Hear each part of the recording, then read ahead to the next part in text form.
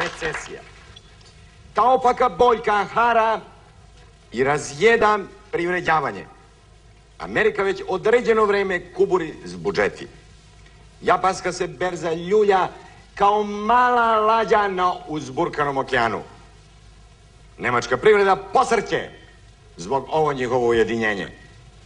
A boga mi, gospodje i gospođo, ne cveta cveće ni u naše preduzeće. Dolazi vreme reorganizacije, transformacije i sistematizacije. Ja bi sad mogao da iznosim određene pravce u reformu i za razvoj od naše preduzeće, ali vidim da je Mile izneo prasiće iz furune, a zna se da prasiće nisu ništa naročito kad se olade, pa rekao da skratimo.